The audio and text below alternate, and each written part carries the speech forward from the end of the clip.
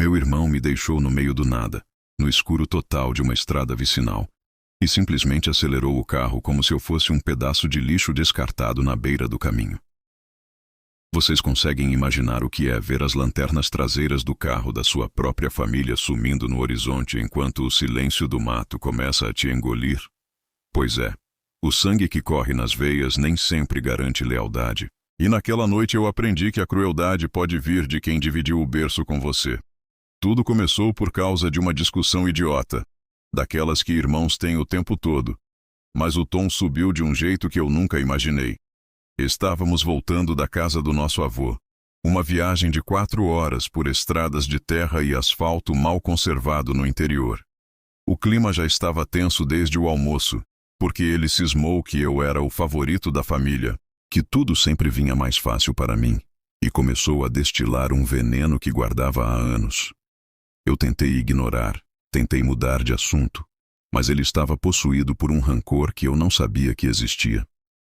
Quando chegamos naquele trecho isolado, sem um único poste de luz e sem sinal de celular, eu disse algo que ele não gostou sobre sua irresponsabilidade financeira. Ele freou o carro com tanta força que meu corpo foi jogado contra o cinto de segurança. Ele não gritou. Ele apenas destravou a porta e disse com uma voz fria que me deu calafrios para eu descer. Eu achei que era uma brincadeira de mau gosto, um blefe para me assustar.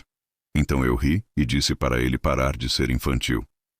Mas ele não se moveu, não piscou, apenas repetiu que se eu não saísse, ele me tiraria à força.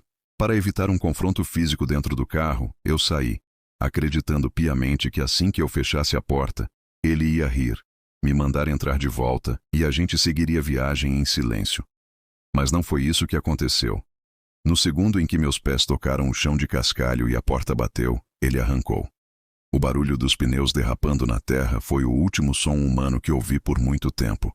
Eu fiquei ali, parado, esperando ele fazer o retorno, esperando ele perceber que tinha ido longe demais. 1 minuto passou, 5 minutos, 10 minutos, e nada. A escuridão ali era absoluta, daquelas que você não enxerga a própria mão na frente do rosto. O medo começou a rastejar pela minha espinha. Eu estava sem casaco. A bateria do meu celular estava em 4% e eu não tinha a menor ideia de qual era a cidade mais próxima. Comecei a caminhar, tentando seguir o sentido que o carro tinha ido, mas cada barulho no mato parecia um predador ou alguém escondido. A traição dói mais que o frio. Eu pensava em todas as vezes que cobri os erros dele para os nossos pais. Em todas as vezes que emprestei dinheiro que nunca recebi de volta. E em como ele simplesmente não se importou se eu seria atropelado, assaltado ou algo pior. O desespero bateu forte quando tentei ligar para ele e caiu direto na caixa postal. Ele tinha me bloqueado. Ele realmente queria que eu passasse por aquilo.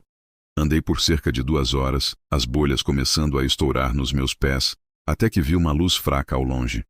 Era um posto de gasolina desativado, mas havia um caminhoneiro parado no acostamento descansando. A sensação de alívio foi tão grande que minhas pernas quase fraquejaram. O senhor, um homem de uns 60 anos chamado Geraldo, me olhou com desconfiança no começo, mas quando viu meu estado, pálido e tremendo, me ofereceu água e um carregador. Eu não contei que foi meu irmão, tive vergonha. Disse que meu carro tinha dado problema, e o guincho me deixou ali, por erro de comunicação. Quando finalmente consegui carregar o celular o suficiente para ligar para casa, descobri a maior das crueldades. Ele já tinha chegado e disse aos nossos pais que eu tinha pedido para ficar na cidade anterior com uns amigos e que pegaria um ônibus no dia seguinte. Ele mentiu com uma naturalidade assustadora, enquanto eu estava quase morrendo de pânico no meio do nada.